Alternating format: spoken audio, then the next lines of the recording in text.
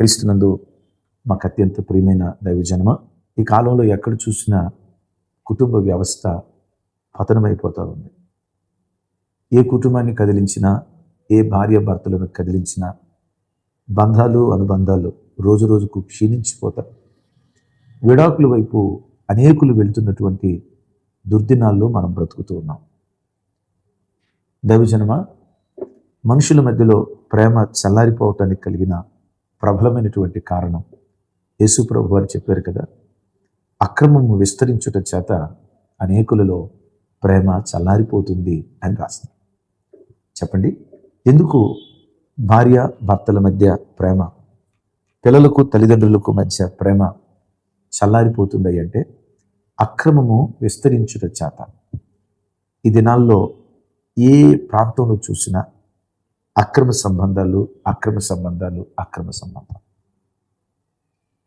ఎక్కడ చూసినా కొంచెం యవన వయసులో అడుగు పెట్టారో లేదో, ముక్కు పచ్చలారని పసి వయసు నుండి పండు ముసలివాడి వరకు అక్రమ సంబంధాల్లో బ్రతుకుతున్న భయంకరమైనటువంటి పరిస్థితులను మన కళ్ళతో చూస్తూ ఉన్నాం, చెవులతో వింటూ ఉన్నాం.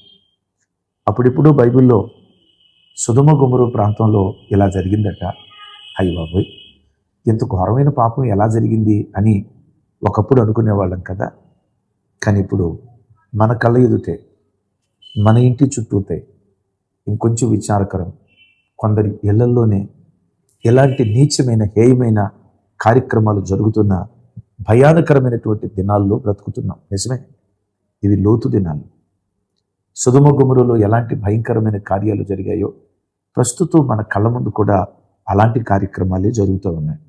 ఈ మధ్య కొన్ని వార్తలు స్క్రీన్ మీద చూస్తూ ఉన్నారు కదా, వాటిని డిస్ప్లే చేయటానికి, వాటి వీడియో ప్లే చేయడానికి నాకు మనస్సు రాక, సో జస్ట్ ఇన్ఫర్మేషన్ కోసమని లోకంలో ఎలాంటి హేయమైన నీచమైన కార్యక్రమాలు జరుగుతున్నాయో జస్ట్ మీకు ఇన్ఫర్మేషన్ కోసమని ఈ సమాచారం మీకు తెలియచేయడం జరుగుతుంది. ఆ ప్రాంతంలో ఒక తల్లి ఒకడితో అక్రమ సంబంధానికి అలవాటు పడింది. వాడి వయసు కొడుకు వయసు. అధికారికంగా వివాహం చేసుకుందామా, ప్రజల మధ్యలో అవమాన పాలైపోతానేమోనని వాడితో అక్రమ సంబంధాన్ని కొనసాగించడానికి తన కూతురునిచ్చి కట్టబెట్టింది. ఎందుకో తెలుసా? కూతురికి వివాహం చేయాలని కాదు. ఈవిడ పాపిష్టి కార్యక్రమాలు కొనసాగించడానికి వాడిని అల్లుడుగా ఇంటికి తెచ్చుకుంటే యథేచ్ఛగా కార్యక్రమాలు జరిగించవచ్చు అని కన్న తల్లి ఎంత నీచానికి దిగజారిందో చూడండి. దినాలు అట్లా సాగుతున్నాయి. ఒకరోజు కూతురు తన భర్తతో, కన్న తల్లి అక్రమంగా, ఆ వివరాలు నేను చెప్పలేను, కళ్ళతో చూసింది. తల్లి కాళ్ళు గడ్డాలు పట్టుకొని బ్రతిమలాడింది. అమ్మా, నా గొంతు గోయికమ్మా, ఎందుకెలా చేస్తున్నావమ్మా? తల్లి మారలా. కూతురు మనస్తాపానికి గురేసుకుని చనిపోయిందట. చూడండి ఎంత అక్రమం. వీడు తల్లి చెరసాల పాలయ్యాడు. చెరసాల నుంచి బయటకు వచ్చిన తర్వాత మరలా వాడితో అక్రమ సంబంధం కొనసాగించాలని ప్రయత్నం చేస్తే, లేదు నేను ఇంకో పెళ్లి చేసుకోవాలనేది వాడితో వారిస్తే, వాడి కడుపు నిండా తిండి పెట్టి పేకల దాకా తాగించి వాడు గాఢ నిద్రలో ఉన్నప్పుడు 16 కత్తిపోట్లతో విచక్షణారహితంగా పొడిచి చంపేసి, తల్లికి కూతురు మీద ఎంత కూడా ఆ ప్రేమ చల్లారిపోవటానికి కారణం ఏంటో తెలుసా? అక్రమం. చూడండి, యేసయ్య చెప్పిన మాట ఎంత వాస్తవమో. మరో చోట ఉత్తరప్రదేశ్లో కొడుకులు ముంబై పట్టణంలో ఉద్యోగం చేస్తూ తరచుగా వస్తూ పోతూ ఉండేవారు. కుటుంబం అంతా అక్కడ పెట్టుకుంటే భారం అయిపోద్దని భార్యల్ని తల్లిదండ్రుల దగ్గర ఉంచారు. ఆ మామ ఏం చేశాడో తెలుసా? చిన్న కోడల మీద కన్నేసి కోడలతో అక్రమ కార్యాలు కొనసాగిస్తున్నాడు. భార్య చూసింది, మందలించింది, మార్చుకోలా. చిన్న కోడలను ఊరుకు పంపించేసి భార్య ఏం చేసిందో తెలుసా? తన పెద్ద కోడలతో కలిసి భర్తను నిర్దాక్షిణ్యంగా చంపించేసింది. దైవజనమా, నేను ఇక్కడ మీకు ఒక మాట పంచుకోవాలని ఆశపడుతున్నాను. సొంత కోడలతో మామ ఎంత నీచం, అల్లుడితో అత్త ఎంత అవమానీయకరం. పాపానికి అడ్డొస్తుందని కూతురు గొంతు కోసి చంపిన తల్లి. ఎంత లజ్జాకరమైన సంఘటనలు లోకంలో జరుగుతున్నాయో దైవజనమా. ఇక్కడ మీతో ఒక మాట నేను పంచుకుంటాను. సృష్టిలో ఉన్న జీవరాశులన్నిటిలో మనిషి ఒక ప్రత్యేకమైనటువంటి వాడు. ఒక కుక్క, పంది, జంతువు ఉంది.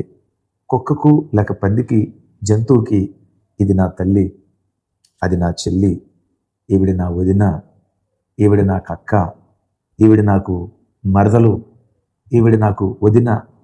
ఆ ఇంకిత జ్ఞానం జంతువులకు లేదు, పక్షులకు లేదు. ఆ ఇంకిత జ్ఞానం కలిగిన జీవరాశి సృష్టిలో ఎవరైనా ఉన్నారంటే మనుషుడు ఒక్కడు మాత్రమే. దాని గురించే భక్తుడైనటువంటి యోబు గారు ఇలా మాట్లాడుతూ ఉంటారు. యోబు గ్రంథం 35వ అధ్యాయం, ఒకవేళ మీ దగ్గర బైబిల్ ఉంటే చూడండి. యోబు గ్రంథం 35వ అధ్యాయం 11వ వచనం నేను చదువుతాను, చూడండి. భూజంతువుల కంటే మనకు ఎక్కువ బుద్ధి నేర్పుచు, ఆకాశ పక్షుల కంటే మనకు ఎక్కువ జ్ఞానము కలుగు చేయుచు, నన్ను సృజించిన దేవుడు ఎక్కడున్నాడని అనుకునేవాడు ఎవడునూ లేరు. విన్నారా? భూజంతువుల కంటే, ఆకాశ పక్షుల కంటే దేవుడు మనకి ఏమిచ్చాడట? ఎక్కువ బుద్ధినిచ్చాడట, ఎక్కువ జ్ఞానం ఇచ్చాడట. లేఖనం చెప్పడం మాత్రమే కాదు, ఇది ప్రతి మనిషి ఎరిగిన సత్యమే కదా. అవును, జంతువుకి, పందికి అది నా తల్లి అని తెలియదు, ఇది నా చెల్లి అని తెలియదు. ఆ పంది వావి వరసలు తప్పి తను అట్లా ప్రవర్తిస్తూ ఉంటుంది. దీన్ని గురించే ఒకసారి దైవజనుడు ఎడ్వర్డ్ విలియమ్స్ గారు చెప్తూ మనిషి కూడా వావి వరసలు తప్పి తన భార్యను కాకుండా పరాయి స్త్రీని చేరితే, తన భర్తను కాకుండా పరాయి పురుషుని చేరితే మన ఇంటి ముందున్న కుక్కకు మనకు పెద్ద తేడా లేదట. బురదలో దొర్లాడే పందికి, ఈ అక్రమ సంబంధాల్లో బ్రతికే వ్యక్తికి పెద్ద తేడా లేదట. పంది బ్రతుకెంతో అలాంటి వాడు బ్రతికంతే అని, కుక్క బ్రతుకెంతో అలాంటి స్త్రీ బ్రతుకు అంతేనని ఆ గొప్ప దైవజనుడు బహువేదనతో ఆ మాట చెప్పారు. ఈ ఉదయకాలం దేవుని వాక్యం ఉంటున్న చెల్లి, తమ్ముడు, మీ వివాహ పవిత్రత ఎలా ఉంది? మీ భార్యాభర్తలు ఒకరి పట్ల ఒకరు నమ్మకంగా బ్రతుకుతున్నారా? ఒకరినొకరు మోసం చేసుకునే నమ్మక ద్రోహులుగా బ్రతుకుతున్నారా? ఈ ఉదయం వాక్యం వింటున్న తమ్ముడు, నీ భార్య విషయంలో నువ్వు నమ్మకమైన భర్తవేనా? చెల్లి, నీ భర్త విషయంలో నువ్వు నమ్మకమైన భార్యగా దేవుని సన్నిధిలో బ్రతకగలుగుతున్నావా? నేను చాలాసార్లు ఈ మాట మీతో పంచుకున్నాను. ఒక మనుషుని పట్ల వివాహ వ్యవస్థ విషయంలో దేవుడు ఆశించిన నీతి, భార్యాభర్తల మధ్యలో నుంచి దేవుడు ఎదురు చూసే పవిత్రత ఏదైనా తోటలోనే మనం తెలుసుకోగలుగుతాం. ఆదాము ప్రక్కలో నుంచి దేవుడు ఎముకను తీశాడు కదా. తీసిన ఎముకలో నుండి ఎంతమంది అవమలను చేశాడు? ఒకే అవమను చేశాడు. ఇద్దరు అవమలను దేవుడు చేయలేడా? ఇద్దరేం కర్మ? 20 మందిని చేయగలడు ఆయన. 20 మంది ఏం కర్మ? ఆ ఒక్క ఎముకలో నుండి 1000 మంది అవమలను దేవుడు చేయగలడు. తీయబడిన ఎముకలో నుండి ఒకే అవ్వమును చేయటానికి కలిగిన కారణం ఏంటో తెలుసా? ఒక పురుషుడు బ్రతుకు కాలమంతా ఒక స్త్రీకే బద్ధుడై ఉండాలి. ఇది ఏదైనా తోటలో బయలుపరచబడిన దేవుని నీతి. వింటున్నారా? ఒక స్త్రీ ఒకడే పురుషునికి ప్రదానం చేయబడిన పవిత్రురాలైన కన్యకగా తన శీలాన్ని కాపాడుకుంటూ ఒకడే పురుషునికి బద్ధురాలై ఉండాలి అనే ఆ దైవ నీతి ఏదైనా తోటలోనే దేవుడు బయలుపరిచాడు. నాగరికత విస్తరిస్తుంది. దినాలు సొదొమ గొమొర్రా దినాలుగా, లోతు దినాలుగా లోకంలో పరిస్థితులు మారిపోతున్నాయి. ఇలాంటి పరిస్థితుల్లో ఒకడు అక్రమ సంబంధంలో బ్రతికితే, ఒక స్త్రీ అక్రమ సంబంధంలో బ్రతికితే, అక్రమ సంబంధంలో బ్రతికేటువంటి వాళ్ళ పరిస్థితులు ఏమవుతాయో లేఖనాల్లో నుంచి మీకు కొన్ని మాటలు జ్ఞాపకం చేస్తాను. మలాకి గ్రంథం అందరూ చూడండి, 2వ అధ్యాయం 13వ వచనం 14వ వచనం నేను చదువుతాను. చాలా విలువైనటువంటి మాట. అందరూ ఆ మాటలు చూడండి. ఈ వర్తమానం మీరు ఎంతమందికి షేర్ చేయగలరో అన్ని 1000 మందికి షేర్ చేయండి. ఎందుకంటే దినాలు గడిచే కొలది అక్రమ సంబంధం అనేది కామన్ అయిపోతుంది. చాలామంది దీన్ని తేలిగ్గా చెప్తూ ఏమంటారు తెలుసా? ఏమండి, రోజు ఒకటే కూర తింటామా? అలా తినలేం కదా. రోజుకు ఒకే రకమైన ఆహారం తినలేం కదా. అంటే భార్యాభర్తల దాంపత్యానికి కూడా ఆఫ్టర్ ఆల్ తిండితో పోలుస్తున్నారు. ఆ ఆహారపు మెతుకులకు స్పందన ఉండదు కదా. మానవ సంబంధాలకు స్పందన ఉండదా? తినుబండరాలకు స్పందన ఉండదు కదా. ఒక భార్యను తినుబండరంతో పోలుస్తావా? ఒక భర్తను తినుబండరంతో పోలుస్తావా? రోజు ఒకటే ఫుడ్ ఏం తింటావని మానవ బంధాలను, పవిత్రమైన వివాహ బంధాన్ని, ఉదయం తింటే రాత్రి బయటికి వెళ్ళిపోయే, రాత్రి తింటే ఉదయం బయటికి వెళ్ళిపోయే ఆహారంతో భార్యాభర్తల బంధాన్ని ఒక మనుషుడు పోలుస్తున్నాడంటే వాడు ఎంత దయ్యం పెట్టినాడో చూడండి. వాడిని ఎంత కాముకత్వపు, అపవిత్రపు ఆత్మ ఆవరించిందో చూడండి. ఒక వ్యక్తి ఇలా అక్రమ సంబంధంలో బ్రతికితే ఆ వ్యక్తి పరిస్థితి ఏమవుతుందో ఈ వర్తమానం చూడండి. మలాకి గ్రంథం 2వ అధ్యాయం 13-14 వచనాలు. మరియు రెండవసారి మీరు ఎలాగుననే చేయుదురు.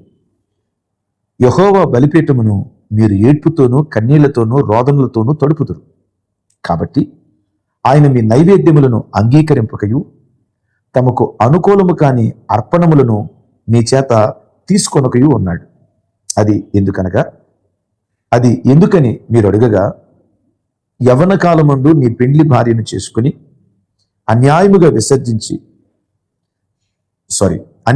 విసర్జించిన నీ భార్య పక్షమున యెహోవా సాక్షి అయ్యను. విన్నారా? అది నీ తోటిదై నీవు చేసిన నిబంధనకు పాత్రురాలు కదా, నీ పెండ్లి భార్య కదా. కొంచెముగానైనను దైవాత్మ నొందిన వారిలో ఎవరునూ ఇలాగూ చేయలేదు. అలా చెప్తూ 16వ వచనంలో అంటాడు, భార్యను పరిత్యజించుట నాకు అసహ్యమైన క్రియని ఇశ్రాయేలీయుల దేవుడు సెలవిచ్చుచున్నాడు. విన్నారా? మీ యవ్వన కాలమును పెళ్లి చేసుకున్న మీ భార్యల విషయంలో విశ్వాసఘాతకులు కాకుడి. దైవజనమా, ఒకడు అక్రమ సంబంధంలో, అన్ని ప్రజలు అక్రమ సంబంధంలో బ్రతికారు, సరే, వారికి వాక్యం తెలియదు. క్రైస్తవ కుటుంబాల్లో కూడా అక్రమ సంబంధాల్లో బ్రతికే వ్యక్తులు కొందరున్నారు. ఒకవేళ ఈ ఉదయం నీవు ఉన్నావేమో. అక్రమంలో ఒకడు బ్రతికి దేవుని సన్నిధికి వస్తే, నంబర్ 1, వాడు ఈ భూలోకంలో వాడు చేసిన ప్రార్థన కానీ వాడు అర్పించిన అర్పణ కానీ దేవుడు అంగీకరించడు. నంబర్ 1. రెండో చెప్పమంటారా? భూలోకంలో వాడు చేసిన ప్రార్థనే అంగీకరించబడినప్పుడు పరలోకం వాడిని అంగీకరిస్తుందా? చెప్పండి. పరలోకం అంతకంటే ఎక్కువ అంగీకరించదు. అంటే భూలోకంలో వాడి ప్రార్థన అంగీకరించబడదు. వాడు మందిరానికి రావచ్చు, పోవచ్చు, చనిపోయిన తర్వాత అలాంటి వాడిని పరలోకం కూడా అంగీకరించదు. ఎందుకు అంగీకరించదు? ఇక్కడ ఇశ్రాయేలు ప్రజలు యవ్వన కాలపు భార్య ఉండగా, వారి జీవిత భాగస్వామి భార్య ఉండగా దాన్ని విడిచిపెట్టి అక్రమంలో బ్రతుకుతూ వీళ్ళు ఏం చేశారో తెలుసా? బలిపీఠాల దగ్గరకు వచ్చి నైవేద్యాలు అర్పించారు. అదే దశంభాగాలు కానీ, కానుకలు కానీ, ఉపవాస ప్రార్థనలు కానీ, అర్పణలు కానీ బలిపీఠం దగ్గరికి వచ్చి అర్పించారు. దేవుడు అంటాడు, నీ అర్పణలు నాకు అసహ్యం, నీ నైవేద్యాన్ని నేను అంగీకరించను. ఎందుకు అంగీకరించవయ్యా? ఈ బలిపీఠము కన్నీళ్లతో తడపబడింది, ఈ బలిపీఠము ఏడ్పుతో తడపబడింది, ఈ బలిపీఠము రోదనతో తడపబడింది. ఎవరేడ్చారయ్యా ఈ బలిపీఠం దగ్గర? మీరు కట్టుకున్న మీ భార్యలు ఉన్నారే, మీరు అక్రమ సంబంధంలో బ్రతుకుతూ ఉంటే ఆ ఆడబిడ్డ ఏమీ చేయలేని నిస్సహాయ స్థితిలో నా పాదాల దగ్గరకు వచ్చి కన్నీరు మున్నీరుగా ఏడ్చి నా బలిపీఠాన్ని కన్నీళ్లతో తడిపింది. ఏమనుకోవద్దు, కొంచెం ఘాటుగా చెప్తా. దేవుడు ఇక్కడ అంటాడు, నీ భార్యల ఉసురు తగిలిందిరా నీకు, నీ భార్యల కన్నీళ్లు వాళ్ళ ఉసురు మీకు తగిలింది. దేవుడు ఈ స్థలంలో అంటాడు, మీరు బలిపీఠాలు అర్పిస్తున్నారు నిజమే, కానీ ఈ బలిపీఠం ఏమైందో తెలుసా? మీ భార్యల కన్నీళ్లతో తడపబడిపోయింది. నా ప్రభు బిడ్డలారా, ఏ స్త్రీ అయినా తన భర్త దగ్గర నుంచి కోరుకునేది బంగారు నెక్లెస్ కాదు, ఫ్రిడ్జ్ కాదు, కూలర్ కాదు. ఏ స్త్రీ అయినా కోరుకునేది నా భర్త నాకే సొంతం. ఏ భర్త అయినా కోరుకునేది నా భార్య నాకే సొంతం.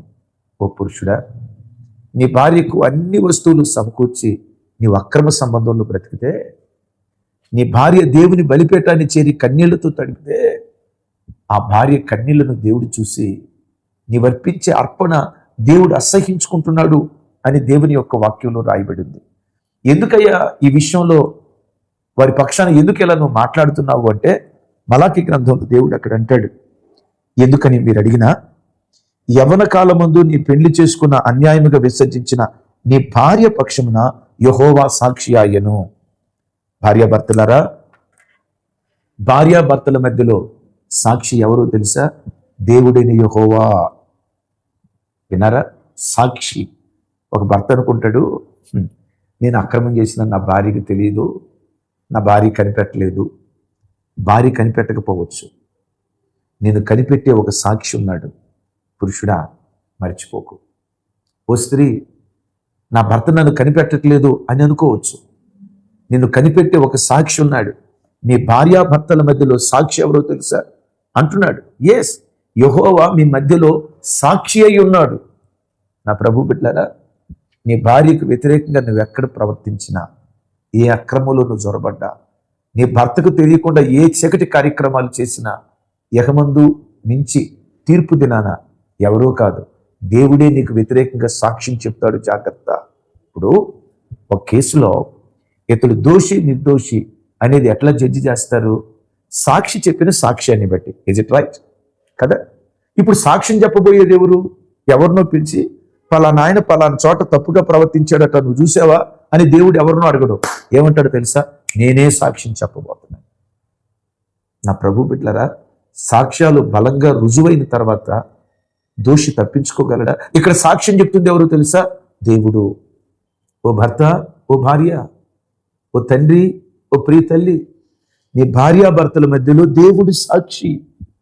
ఎస్, రేపు తీర్పు దినాన నువ్వు నిలబడినప్పుడు, నువ్వు పవిత్రంగా బ్రతికితే, నీ పవిత్రతను గురించి ఎవరో కాదు, పరలోకంలో దేవుడే సాక్ష్యం చెప్తాడు. ఏమన్నా తెలుసా?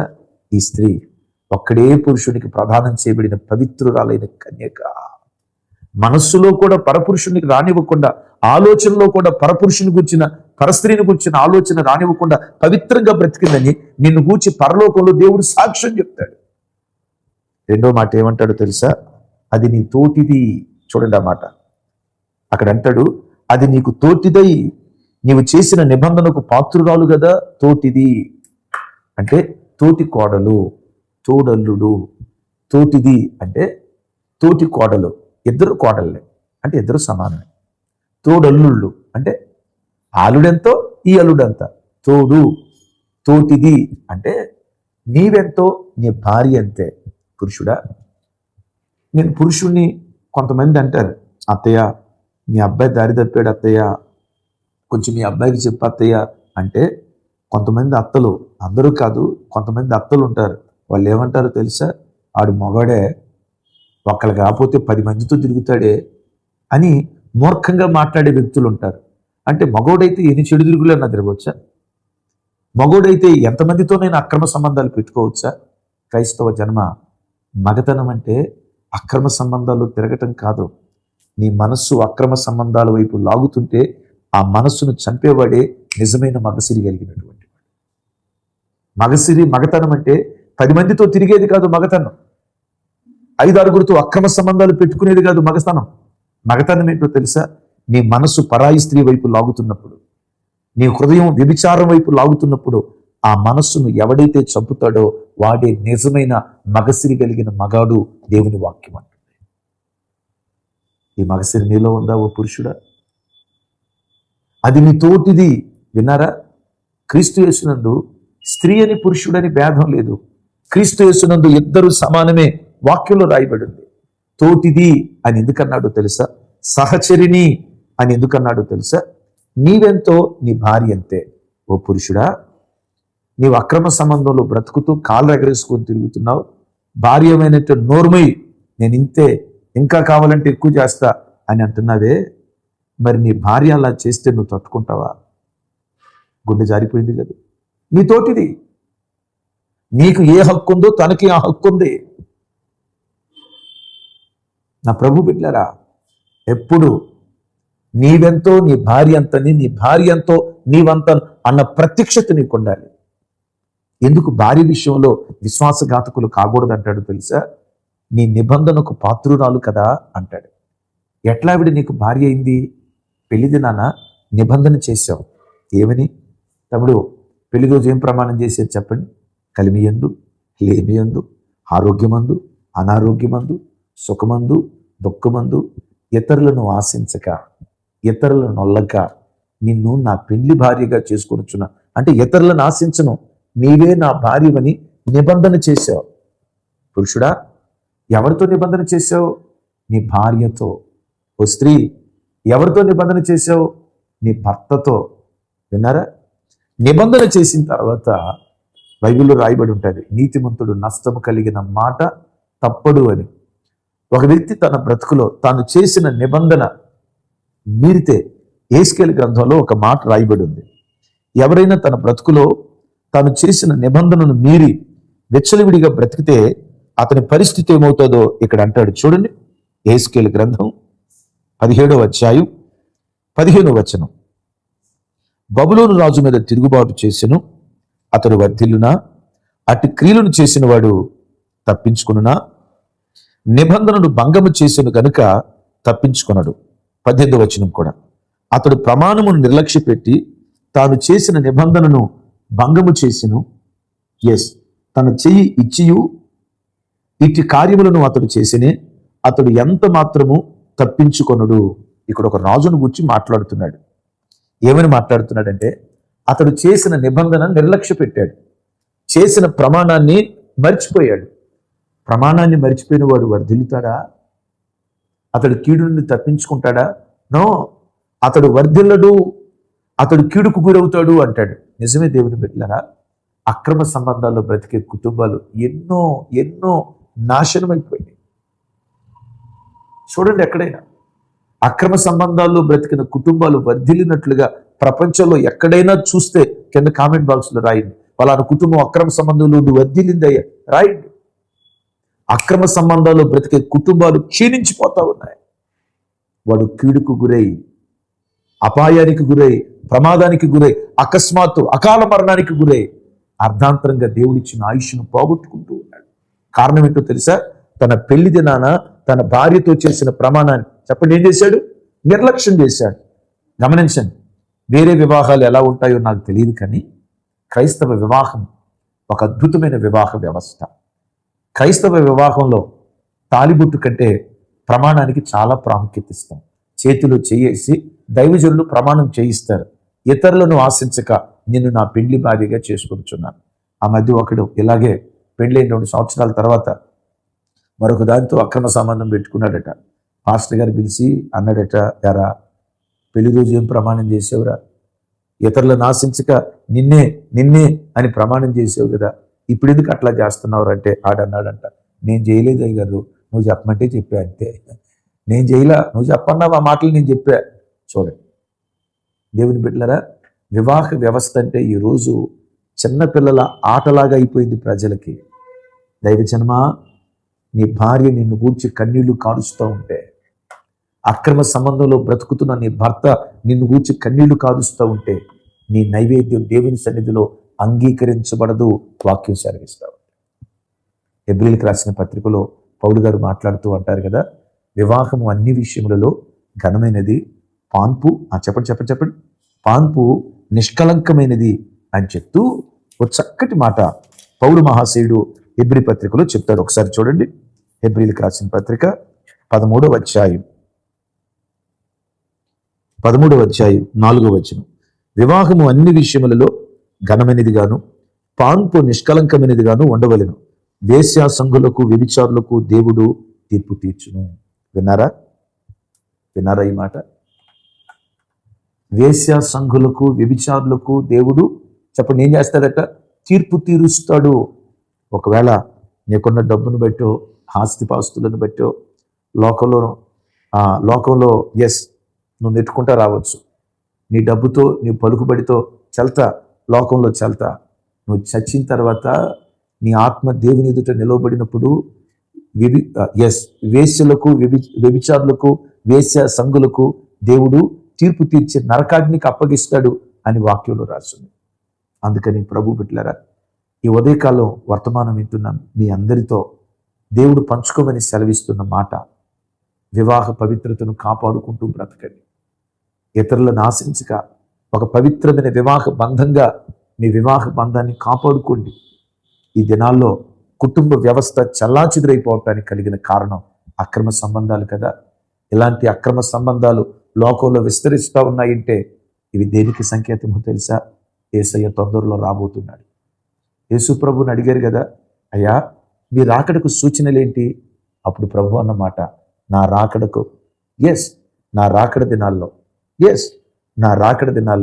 ప్రజలు ఎలా ఉంటారంటే, ప్రభువారు అక్కడ మాట్లాడుతూ నోవాహు దినాలు ఎట్లా ఉంటాయో నా రాకడ దినాలు అట్లా ఉంటాయి.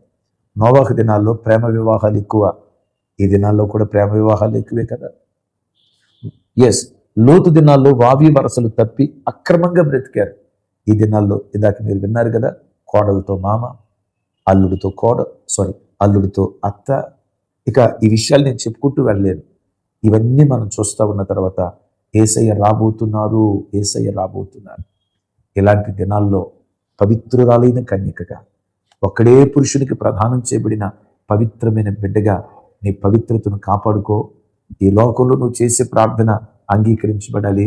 వాటన్నిటికి మించి పరలోకం మనలను అంగీకరించునుగాక. చిన్న ప్రార్థన చేస్తా.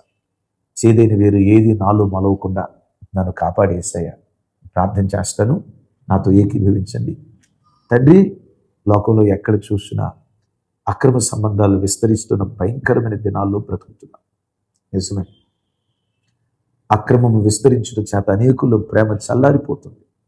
కుటుంబ వ్యవస్థలు పతనమైపోతున్నాయి.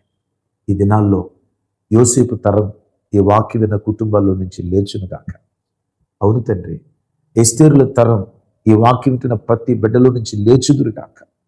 ఒకడే పురుషునికి ప్రదానం చేయబడిన పవిత్రమైన భార్యగా వారి కన్యత్వాన్ని పవిత్రతను కాపాడుకునే కృప ప్రతి యవ్వన బిడ్డకు యేసు నామంలో మీరు దయచేయుదురుగాక.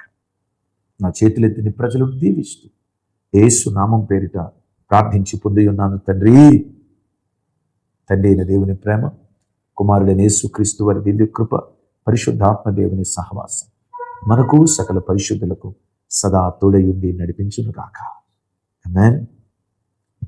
ఈరోజు మీరు విన్న వర్తమానం ఎంతమందికి మీరు షేర్ చేయగలరో అంతమందికి షేర్ చేయండి. కారణం, లోతు దినాలు లాంటి దినాల్లో బ్రతుకుతున్నాం. ఈ వాక్యం కొందరినైనా పట్టుకొని తన తట్టు ప్రభు తిప్పుకుంటాడు. మీ వాట్సాప్ స్టేటస్లో, మీ వాట్సాప్ గ్రూపులకు ఈ వర్తమానం షేర్ చేసి అనేకుల జీవితాలు కట్టబడేటట్లుగా పురికొల్పాలని ప్రేమతో తెలియజేస్తూ కృపా సమాధానాలు మనందరికీ తోడై ఉండును గాక.